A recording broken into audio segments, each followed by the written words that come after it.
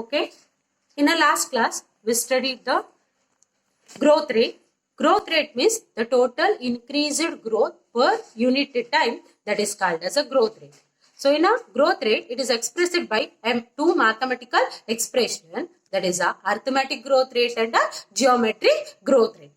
The arithmetic growth rate means a single parental cell, it divides and it produces a two daughter cell.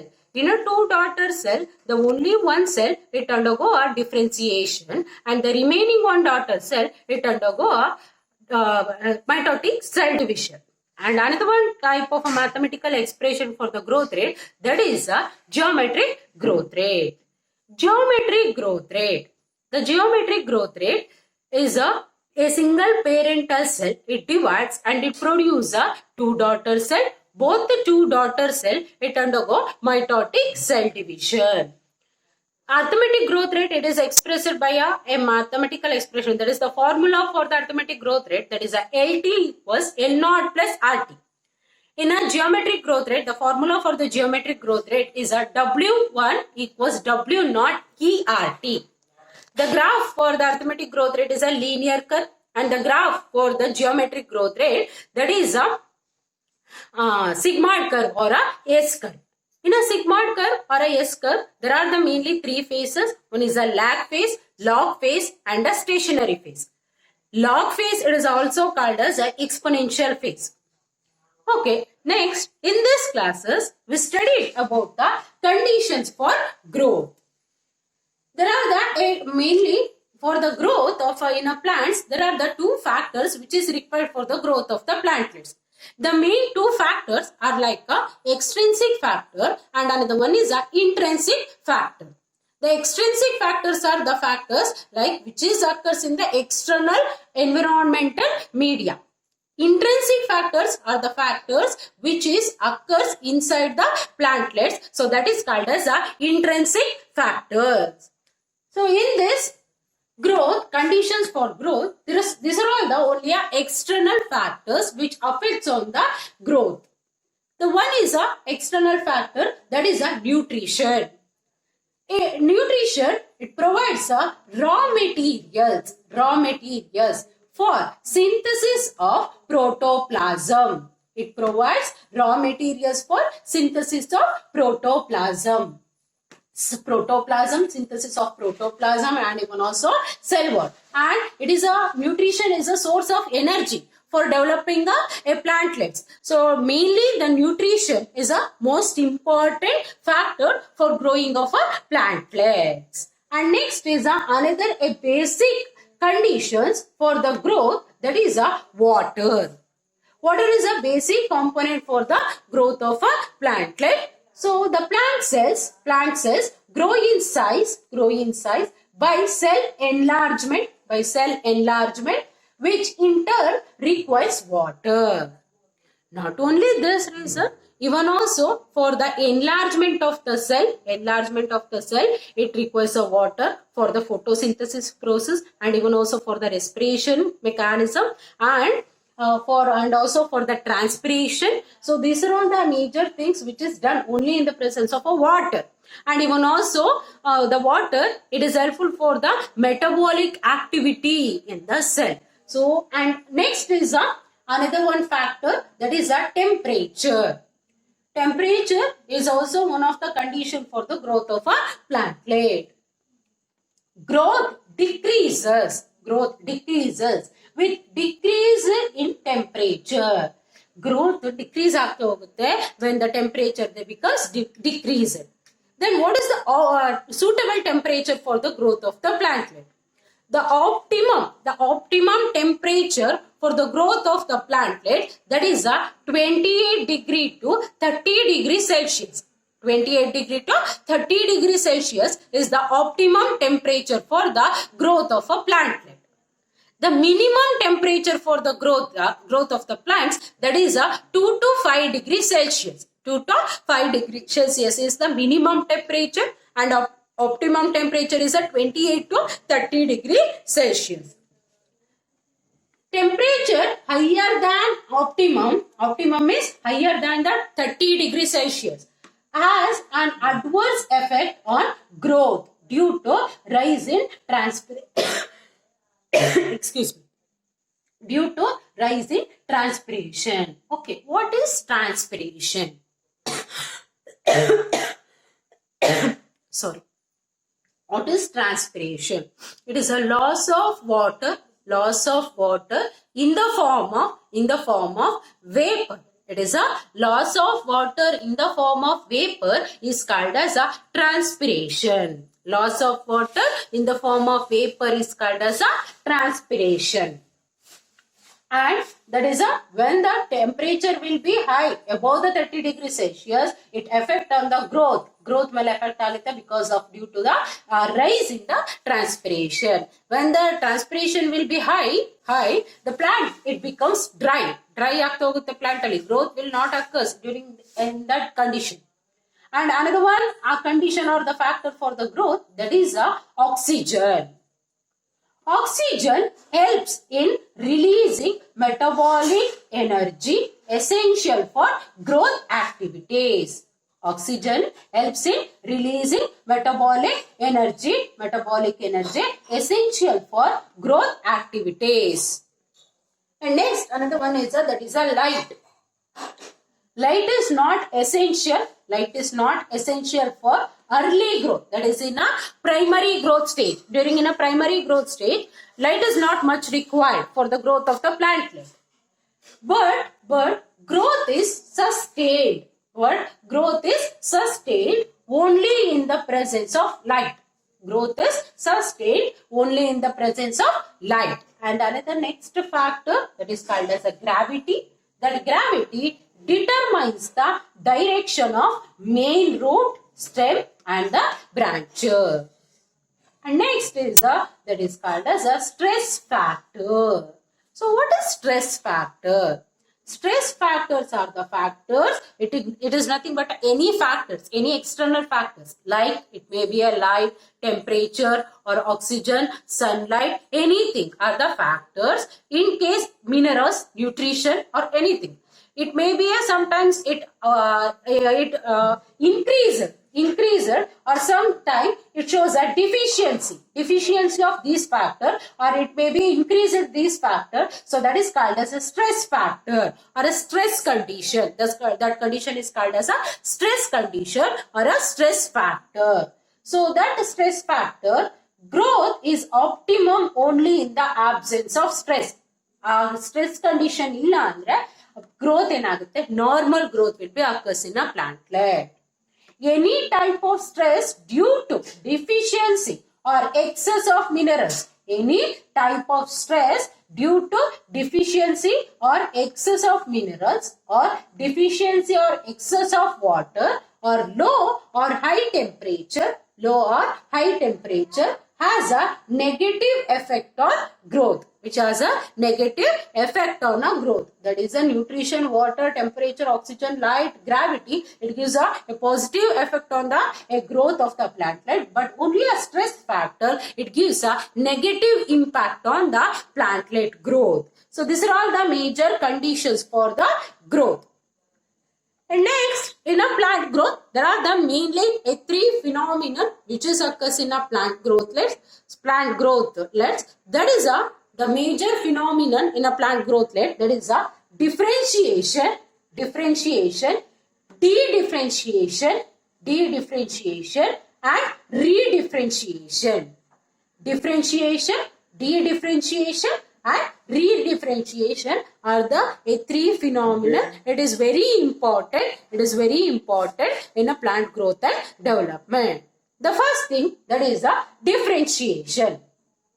In a differentiation, the cells derived from root apical, shoot apical meristems, root apical and shoot apical meristems and cambium differentiate and mature to perform specific functions.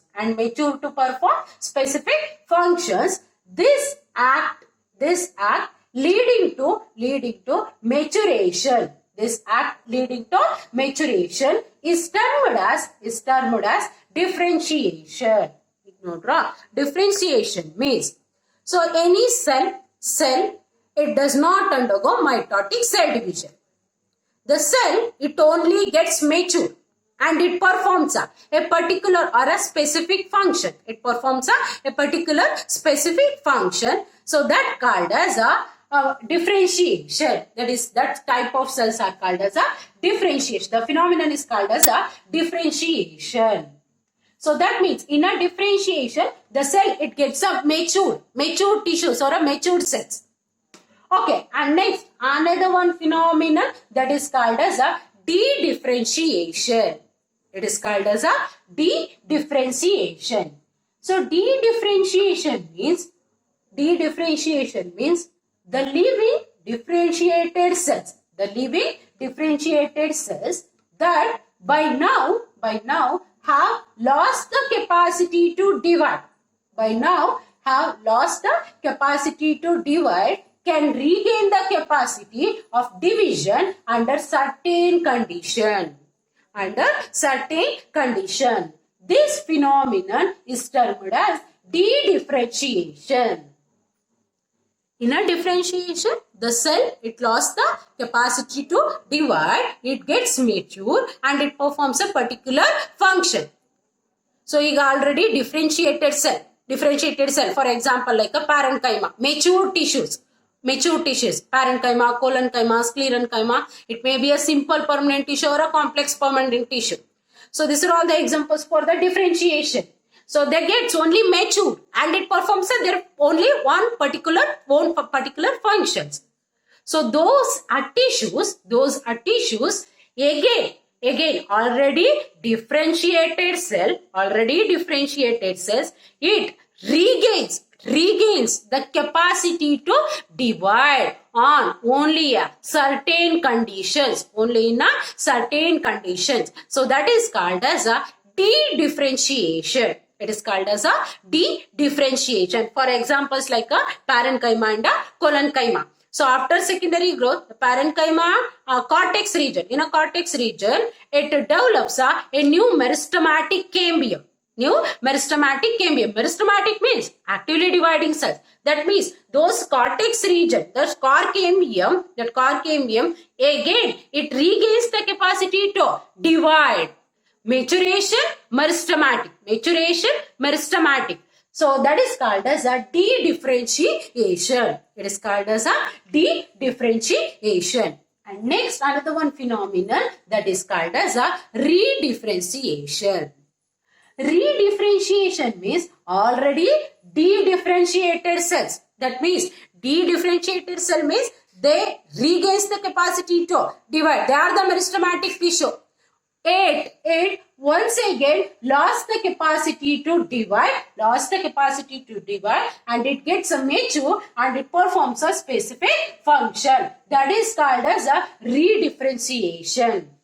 The secondary meristems formed by redifferentiation are able to divide and it produces cells that once again lost the capacity to divide but matures to perform specific function. This is called as a redifferentiation. So these are all the major three phenomena which is occurs in a plant growth and development. One is a differentiation, de-differentiation and redifferentiation. So, ಈಗ ಇದಿಷ್ಟು ನೋಡಿದ್ರಿ ಹೇಳಂದ್ರು plant growth ನೋಡಿದ್ರಿ types of growth and next types of growth rate. In a growth rate there are the again two types. Okay, and next conditions or the factors for the growth ನೋಡಿದ್ರಿ observe ಮಾಡಿದ್ರಿ. And next another major three phenomena, there is a differentiation, de-differentiation and redifferentiation. Okay, so the growth, plant growth and development, the chapter name ಏನಂತ plant growth and development. Okay, what is development? ಈಗ growth ಅಂದ್ರೆ ಏನಂತ ಗೊತ್ತು. Then what is development?